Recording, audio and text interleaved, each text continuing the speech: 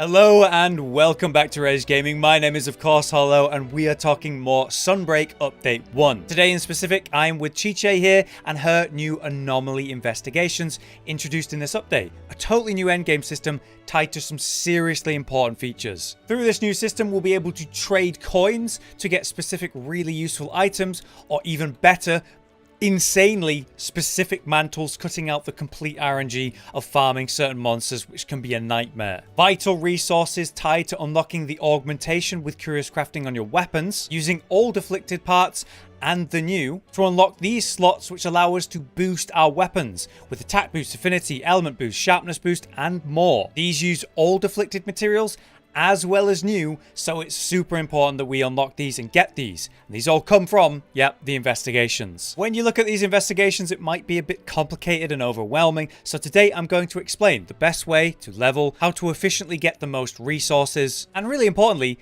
how do I unlock the new star level 5 monsters, like say Afflicted Luna Garon? All that and more we're going to talk about and explain in this video, so why don't we just begin? Let's start with the investigations themselves. When you begin, you're going to be given a level. As you can see right now, my highest level option is level 39.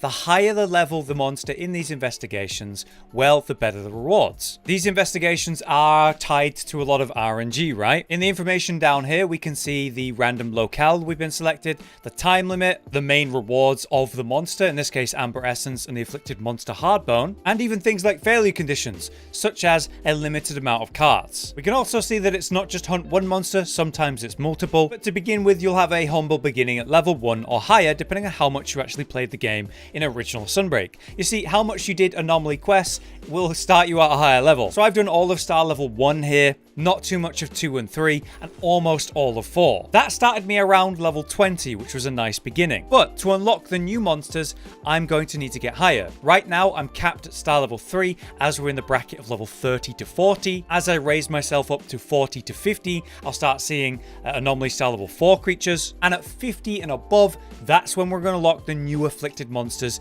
teased in the trailers. So how do we actually level quickly then to get to 50 and above and unlock all of the current options? Well, it's quite simple. You just take the highest level hunt that you currently have, the highest level investigation. In this case, it's still this Royal Ludroth. And after I complete this investigation, I'll be given another Royal Ludroth hunt, and it'll probably be level 40 or higher. I'll also be given a couple other investigations, and they might even be higher than level 40, and I might want to do those instead of the next Royal Ludroth. Focusing the highest level quest I can do repeatedly until I reach the cap, or over 50 rather. That's kind of the goal. However, we can be smart about this and use online play to speed the process. By choosing to respond to join requests and choosing Anomaly Investigations, I can really filter out what I'm after. So for me, 40 is the cap that I'm currently at, so I'm going to look for that. And the target, I have these 4 pages of options. This will go up to 5 pages once we've unlocked all of them. So as you can see, I've now entered a multiplayer hunt on a Blood Orange Bisherton that's level 40. That's actually 1 level higher than my current max. So you can see how using multiplayer is actually more efficient because I can get to my current cap,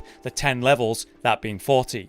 With the defeat of the monster then, I've obtained clues for a new investigation. Let's go see what it gave me. From that, I've unlocked a level 41 Bisherton because I just hunted level 40 Bisherton, and I've also got level 41 Royal Ludroth after all that. This brings my new cap up from 40 to 41, so I can search for that. So what that shows us is that we can target specific monsters or specific level brackets for our investigations, even if we don't currently have it in our own investigations in our own game. As it stands, we have a cap of 120 investigations we can have in our lists, and once you overcap, you're going to start deleting your oldest investigations, so it'll start deleting all these level 1s that I have. What we can do to prevent that, if say I really want to keep this Royal Ludroth for later, I can lock the quest, and then it will never be deleted while locked. But now it's time to talk about Bahari and his research lab. As you can see here on the right, we have a research request to go hunt a level 41 or higher Nargacuga or Afflicted Nargacuga. This is going to expire after I do the next 4 quests, but by hunting these, I'm going to get 1.5 times more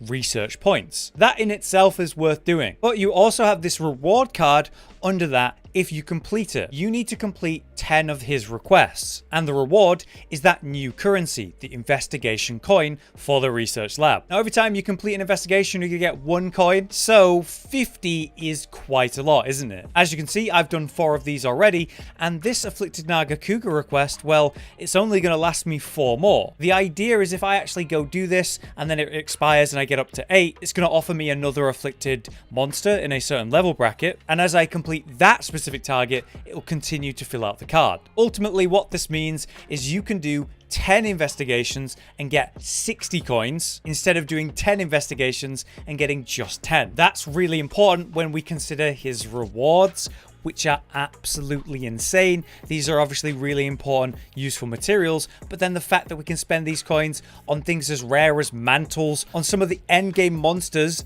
that's insane. So much RNG involved in that, and you can completely cut that out in many cases here. Now, as I've shown you, if you can't hunt that specific monster, so as you can see here, I need to slay an Afflicted Nargacuga at level 41 or higher. I currently do not have any investigations for a Afflicted Nargacuga, so I'm just plumb out of luck. So I could just do 4 quests and rotate what afflicted monster it currently wants me to hunt, or I could once again use the online quest board, pick a Nargacuga, make sure it's in the level bracket I need it to be, which is 41 or higher in this case, and then search. Eventually I'll find someone who's posted exactly that and go complete the hunt, and that's how I'll get that done. From there on, I'll have, yes, an Anomaly Nargacuga I can work on, but if this is too specific, like in this case 41 only, it might take a while. So instead of doing that, what I can do is I can change this filter. Maybe I can't find exactly a level 41 level one. Maybe I can find a more reasonable one. Maybe within a few levels of that. I'll get a Nargacuga investigation after I complete that, and then I can focus that until it's high enough level for my request. But what if we don't have access to online play right now? There is another way to get more investigations. Through the Anomaly Research Point system, you get these for doing a bunch of things during an investigation or even regular Anomaly quests. These points are gathered by doing a bunch of stuff, right? There's Qurio Afflicted gathering materials you can pick up to get some points, but more specific stuff like, say, breaking monster parts, carving, completing the hunts themselves. These all offer points, and depending on how many points you get, the more investigations, RNG rolled ones at that, you will get. Like I said, they can be higher level than the one you're currently progressing, or they could be for a monster that you need for a request. Essentially, all you need to worry about really is making sure to break all of the parts of the monster, especially something special like cutting off a tail. Do what you would normally do when you're carving the monster and generally hunting and defeating it. And maybe on the way to the monster and after you've completed the hunt in that 60-second downtime, go run around and pick up some Qurio Afflicted materials, whether that's ore, plants, or otherwise. You can net yourself a little bit more points just by doing that, and then maybe get some more investigations. Ultimately, it is a bit of an RNG system, unfortunately, which we can really cut down the chaff off by using online play, so I really recommend it.